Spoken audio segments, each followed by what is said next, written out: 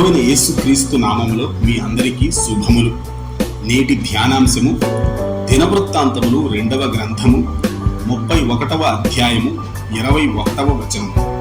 తన దేవుని ఆశ్రయించుటకై దేవుని మందిర సేవ విషయమందేమి, ధర్మశాస్త్ర విషయమందేమి, ధర్మమంతటి విషయమందేమి తాను ఆరంభించిన ప్రతి పని అతడు హృదయపూర్వకముగా జరిగించి వర్ధిల్లెను.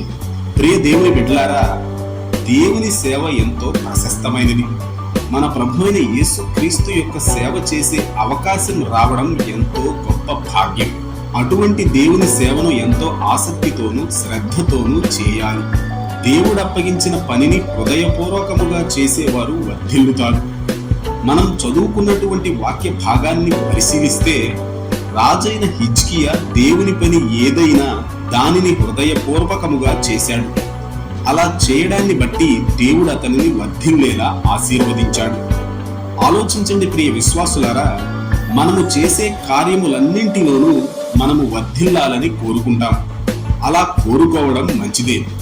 అయితే మన కార్యములను మనమే శ్రద్ధతో ఆసక్తితో ఎంతో జాగ్రత్తగా చేస్తే మనము విజయవంతమైన జీవితాలను జీవిస్తూ వర్ధిల్లుతాము అనే భావన మాత్రం ఎంతో తప్పైన భావన. దేవుడు కలుగజేయకుండా, దేవుని కృప లేకుండా, దేవుని అనుగ్రహం లేకుండా వర్ధిల్లడం మన వల్ల కాదు.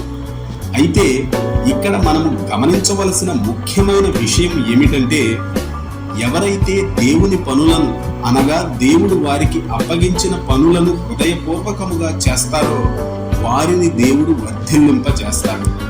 కాబట్టి మనకు తారసపడిన దేవుని పనిని మనము హృదయపూర్వకముగా చేసేవారముగా జీవించాలి. అలా జీవిస్తే మనమందరము వర్ధిల్లుతాము. ఈనాటి క్రైస్తవ ప్రపంచాన్ని మనము గమనిస్తే, సేవలో పాలి భాగస్థులయ్యే కొందరు దేవుని పనిని హృదయపూర్వకముగా చేయరు. మరికొందరైతే అస్సలు సేవా పరిచర్యలోనే పాలి భాగస్థులు అవ్వరు. ఇది ఎంతో విచారించదగిన దుఃఖకరమైన విషయం. అయితే కొందరు మాత్రం మన ప్రభువైన యేసుక్రీస్తును పూర్ణ హృదయముతో ప్రేమించి సేవా పరిచర్యలో వారికి అప్పగింపబడిన పనులను హృదయపూర్వకముగా చేస్తారు. అలా చేసి వారు అంచెలంచెలుగా దేవుని చేత ఉన్నత స్థితికి హెచ్చింపబడతారు. అటువంటి వారందరిని బట్టి మన ప్రభువైన యేసుక్రీస్తుకే మహిమ కలుగునుగాక. ఆమేన్. ఈ వాక్యాన్ని వింటున్న ప్రియ సహోదరుడా, సహోదరి, మందిర సేవా పరిచర్య విషయములో నీ వైఖరి ఎలా ఉంది? దేవుని సేవ చేయడానికి ఆసక్తి చూపిస్తున్నావా, లేక సేవ చేయడానికి ఇష్టం లేని వ్యక్తివిగా జీవిస్తున్నావా? ఒక్కసారి ఆలోచించుకో. ఒకవేళ నీవు దేవుని సేవలో పాలి భాగస్థుడవయ్యే వ్యక్తివైతే, నీకు అప్పగింపబడిన దేవుని పనిని హృదయపూర్వకముగా చేస్తున్నావా, లేక ఏదో నీవు చేసినట్లు జనమునకు కనబడాలని సగం మనస్సుతో చేస్తున్నావా? ఒక్కసారి ఆలోచించుకో.